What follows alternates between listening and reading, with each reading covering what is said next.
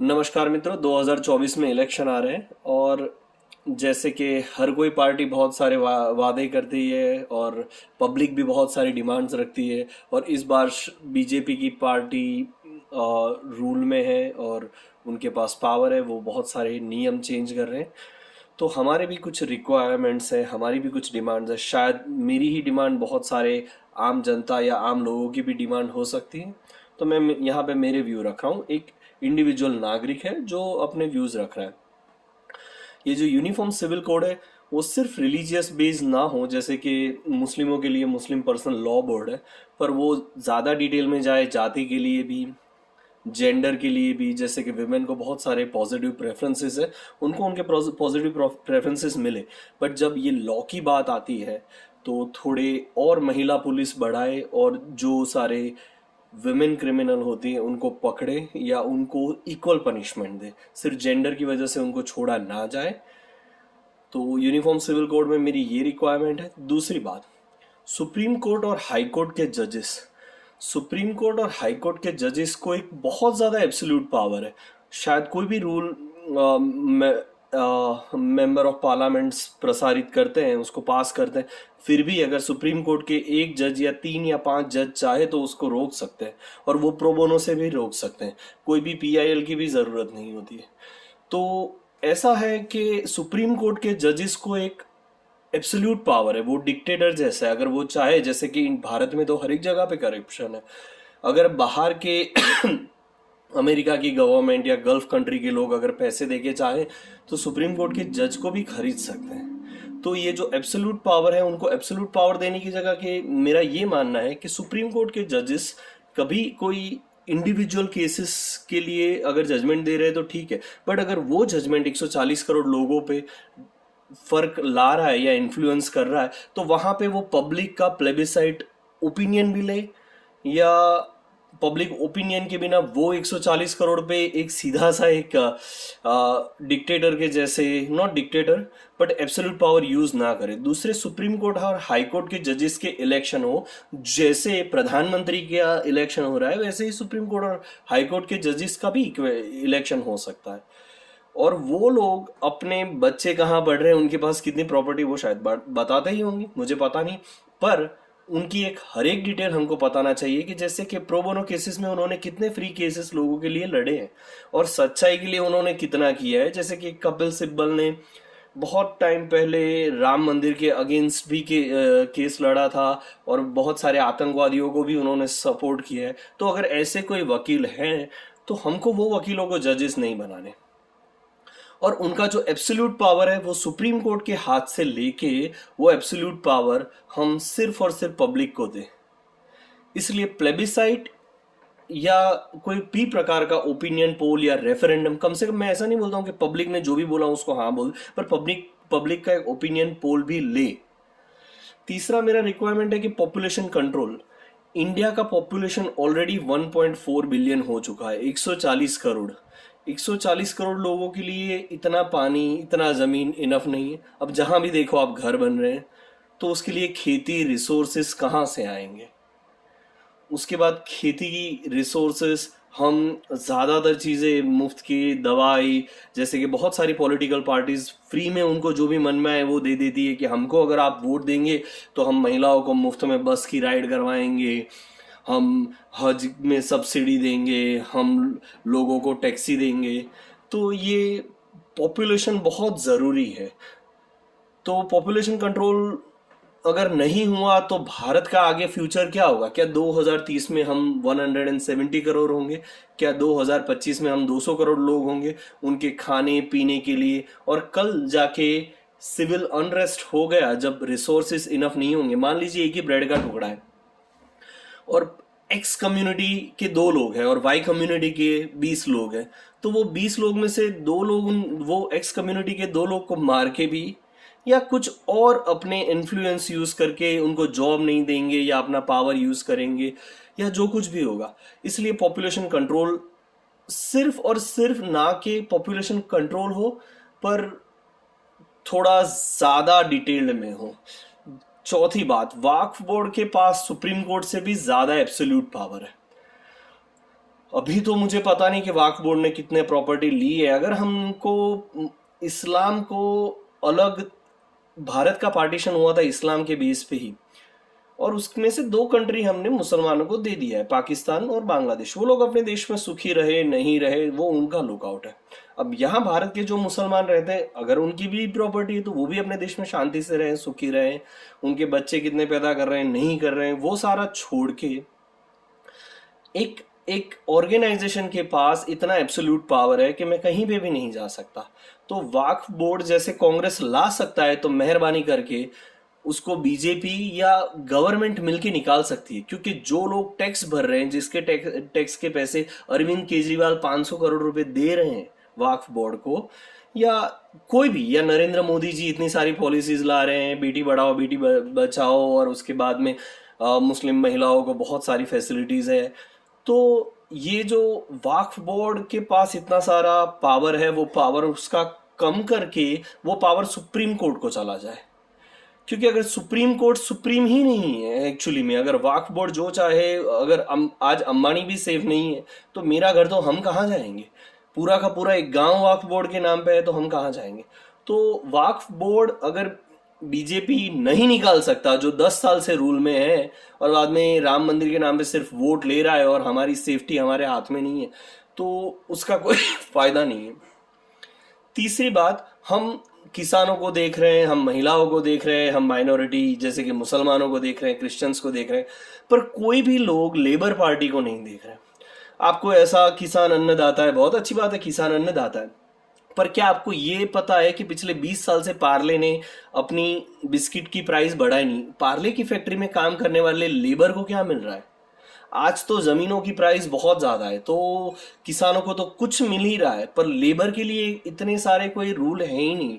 तो minimum wage, और दूसरा उनके लिए छोटी मोटी सिक्योरिटी, इंश्योरेंस, सेफ्टी, और उनका भी इतना ही महत्व हो, क्योंकि हम बहुत कहीं ना कहीं इंडिया कम्युनिज्म से बहुत ज्यादा ही डरा हुआ है, इसलिए लेबर के लिए कोई बात नहीं हो रही। But labour is actual force, वही रात को हमारी स्ट्रीट क्लीन कर रहा है, वही फैक्ट्रीज में जाके हमारे लिए फर्नीचर बना रहा है, हमारे लिए बल्ब बना रहे हैं, हमारे लिए टूथपेस्ट बना रहे हैं, हमारी प्रोडक्ट्स को आलू में से चिप्स बना रहे हैं। तो बहुत सारी चीजें, तो मेहरबानी करके लेबर के लिए बहुत ज़्यादा और मिनिमम वेज वाले रूल आने चाहिए, और उनको थोड़ा शेयर मिलना चाहिए प्रॉफिट में। ये थोड़ा ज़रूरी है, क्योंकि अगर लेबर फोर्स के पास और ज़्यादा, क्योंकि ग्राउंड लेवल पे जो लेबर 90% लोग हैं वो कंज्यूमर बन ही नहीं पा रहे, इसलिए भारत का बासमती बाहर जा रहा है, भारत में कंज्यूम नहीं हो रहा है। तो वो भारत के कंज्यूमर जो हमारी ज़मीन में से पैदा हो रहा है वो चीज़ हम अफोर्ड नहीं कर पा रहे हैं।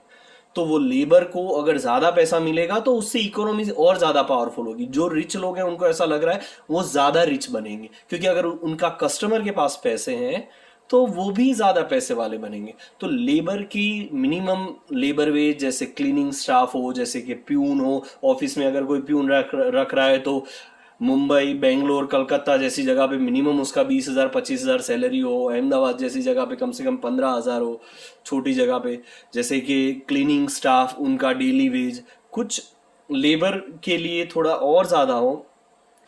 तीसरी बात, माइनॉरिटी। अब माइनॉरिटी तो कॉन्स्टिट्यूशन में डिफाइन नहीं है, पर इस बार हम माइनॉरिटी को डिफाइन कर सकते हैं बहुत सारी तरीके से, कि जैसे जेंडर बेस्ड, महिलाएं ज़्यादा है महिलाएं कम है, रिलीजन के बेस्ड पे, और जैसे कि पावर दो तरीके से बटा हुआ है। एक सेंटर के पास आर्मी है, सेंटर के पास पूरी इंडिया के रूल्स है, पर स्टेट के पास भी पावर है, जैसे कि लैंड के रूल्स है, लैंड के पावर है, बाद में स्टेट के पास पुलिस है। तो जैसे पावर का डिवीजन हो चुका है, तो माइनॉरिटी जैसे पावर सेंटर और स्टेट में अलग है, वैसे माइनॉरिटी भी सेंटर और स्टेट में अलग होनी चाहिए। जैसे कि 8 स्टेट है जहां पे हिंदू माइनॉरिटी में है, 8 या 9 स्टेट, तो वो 8 स्टेट में हिंदुओं को क्या मिलेगा, या कोई भी माइनॉरिटी, जैसे कि गुजरात है जिसमें हिंदू मेजॉरिटी है, महाराष्ट्र है, तो वहां पे दूसरी माइनॉरिटीज के लिए भी ये चीज सेम आएगी। तो माइनॉरिटी डिफाइन करिए, और दूसरा माइनॉरिटी में सबसे बड़ी बात, जो लोग टैक्स भर रहे हैं, जो टैक्स पेयर है, उनको तो कुछ मिल ही नहीं रहा। आप कम से कम उनका ओपिनियन तो लीजिए। तो टैक्स पेयर से उनसे ये पूछिए, जो 9 नंबर का मैंने स्पेंडिंग कंट्रोल बोला है, गवर्नमेंट में कोई भी इलेक्शन पार्टी मन में आए वो चीज, बिजली का बिल माफ कर दे, हज की सब्सिडी, अमरनाथ की यात्रा की सब्सिडी, नहीं नहीं नहीं, टैक्स पेयर से टैक्स के फॉर्म पे प्लेबिसाइट में उनसे ओपिनियन लीजिए कि आप टैक्स भर रहे हैं, आप कहाँ चाहते हैं अपना पैसा यूज हो। मेरे मंदिर का डोनेशन का पैसा आप कहाँ, मैं नहीं चाहता कि मेरे मंदिर के डोनेशन से कोई हज का बिल्डिंग बने या कोई हज जाए। मैं चाहता हूँ कोई गाय माता के लिए कुछ बने, गोचर जमीन के रूल्स और टाइट हो। तो जब मैं टैक्स पेयर हूं तो मुझे तो उतना हक मिलना ही चाहिए, क्योंकि मुझे बाद में पेंशन भी नहीं मिल रहा है जब मैं बूढ़ा हो रहा हूँ। उसके बाद में जो मैं पैसे भर रहा हूँ उसके लिए मुझे कोई राइट्स भी नहीं है। तो टैक्स पेयर को कम से कम पूछिए कि आप अपना पैसा कहाँ, और प्लीज टैक्स पेयर के ओपिनियन के हिसाब से 10% बजट निकालिए और टैक्स पेयर को पूछिए। जैसे कि स्पेंडिंग में नरेंद्र मोदी जी ने भी बहुत सारे पॉलिसीज बनाई जो हमको नहीं पता है, हमारे काम की है नहीं है, पर पब्लिक का ओपिनियन लिए बिना ये सारे पैसे कहाँ यूज हो रहा है, कोई भी गवर्नमेंट जैसे तैसे यूज करे। आई नो हर एक चीज के लिए हम लोगों को पूछ नहीं सकते, मुझे पता है, मुझे टोटल पता है, पर जैसे कि आप इलेक्शन करवा रहे हैं 2024 का, कम से कम ऑनलाइन करवाइए। जो पढ़े लिखे लोग होंगे वो अपने ओपिनियन देंगे, टेक्स्ट फॉर्म में पूछिए कि भाई आपने जो पैसा दिया, मैं मेरा 1 रुपया रेलवे के लिए यूज करना चाहता हूँ, मैं मेरा 1 रुपया बस स्टेशन के लिए यूज करना चाहता हूँ, मैं मेरा 1 रुपया ये चाहता हूँ कि और भी महिला स्टाफ ज्यादा बढ़े, और भी पुलिस का स्टाफ ज्यादा बढ़े, और जहां पे पुलिस नहीं है वहां पे पुलिस थोड़ा और लॉ टाइट हो और इम्प्लीमेंटेशन हो। तो मैं इस तरीके से चाहता, मैं नहीं चाहता कि भाई अगर मुझे धार्मिक यात्रा करनी है तो मैं मेरे पैसे से जाऊंगा, इट्स माई ट्रैवलिंग, वो मेरा ट्रिप है। दूसरी बात, social media and internet law. Social media and internet law government ने टाइट किए ही होंगे, पर आप सोशल मीडिया पे देख ही रहे, कोई भी अनजान आदमी किसी ने कुछ ओपिनियन किया, किसी ने भी कुछ भी रखा, वो ऐसे ही नॉर्मली गाली बोल रहा है। तो इसके लिए गवर्नमेंट पहले से ही ये फेसबुक जैसी चीज़ों को या गूगल जैसी चीज़ों को बोल दे।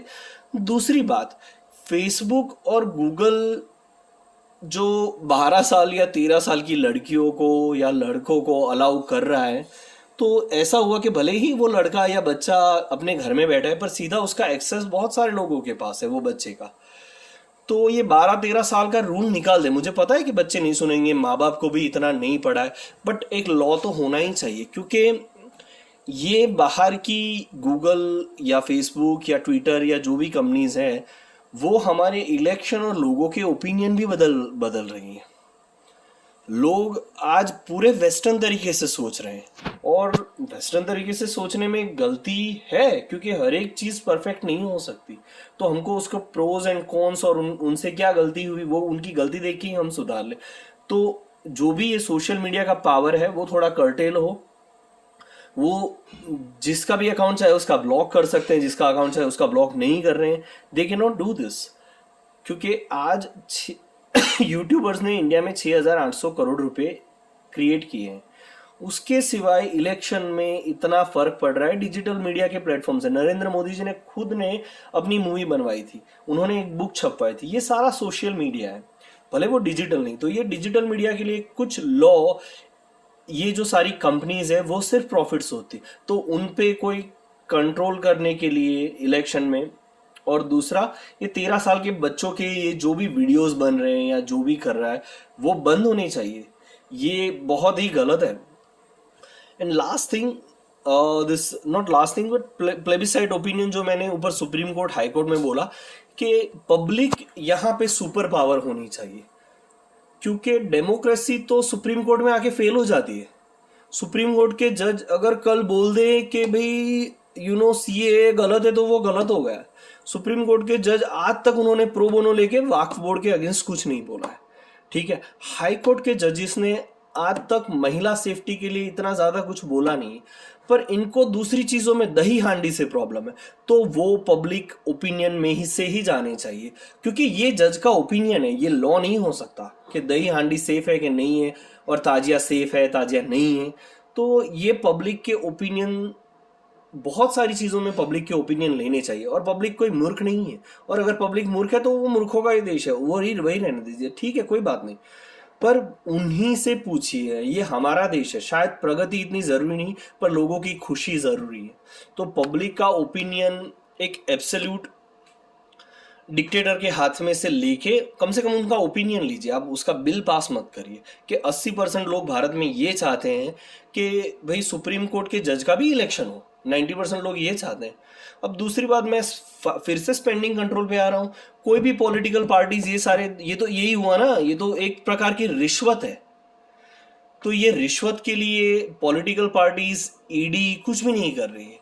तो मैं यही चाहता हूं कि जितना भी गवर्नमेंट कोई भी डायरेक्ट इनडायरेक्ट टैक्सेस कलेक्ट कर रही है, वो पब्लिक को पूछे बिना एक भी रुपया नहीं, तो मुझे मेरे रुपये का मैप दिखाए कि भाई तेरे से मैंने ये रुपया मुंबई से लिया, मुंबई से लेने के बाद ये हमारे टैक्स सेंटर में गया, टैक्स सेंटर के बाद ये 1 करोड़ और लोगों के साथ तेरा रुपया जुड़ा, और वो 1 करोड़ से हम हज हाउस बना रहे हैं या मुंबई दिल्ली का हाईवे बना रहे हैं, वो हमको बताइए। रेलवे स्टेशन बना रहे हैं या कोई मंदिर बनवा रहे हैं। तो पब्लिक का ओपिनियन पैसे पे और उनके राइट्स पे बहुत जरूरी है। तो बस मैं इतना ही बताना चाहता हूँ, ये मेरी डिमांड्स है। अगर दूसरे लोगों की भी यही डिमांड्स है तो मेहरबानी करके गवर्नमेंट इस पे थोड़ा ध्यान दीजिए। अगर बीजेपी की गवर्नमेंट पिछले 10 साल से आई है तो कांग्रेस वक्फ बोर्ड लाई पर बीजेपी निकाल रही है, दैट मीन्स बीजेपी की कहीं ना कहीं साइलेंट हाँ है वक्फ बोर्ड के लिए। सुप्रीम कोर्ट और हाई कोर्ट के जजेस वो सीए के अगेंस्ट कुछ बोल रहे हैं, पर वहां पे जैसे कि अब टेररिज्म हमारे कंट्री में 99% टेररिज्म सिर्फ इस्लामिक है, तो उसको रोकने के कोई तरीके ही नहीं आ रहे। तो सुप्रीम कोर्ट को ये सारी चीजों में प्रो बोनो इंटरफियरेंस लेना पड़ेगा। अगर वो ले नहीं सकती तो अपने एब्सोल्यूट पावर डिसॉल्व करके वो सिर्फ और सिर्फ जो केसेस आ रहे हैं उसी में अपना माइंड, बिजनेस माइंड करे, और पब्लिक के हाथ में थोड़ा पावर दे, क्योंकि पब्लिक हेल्पलेस है। पब्लिक ही सरकार है, पब्लिक ही देश है। भारत कोई भूमि का टुकड़ा नहीं, वो जीता जागता युग पुरुष है। अगर वो युग पुरुष है तो पब्लिक को उनका पावर दीजिए। Thank you so much.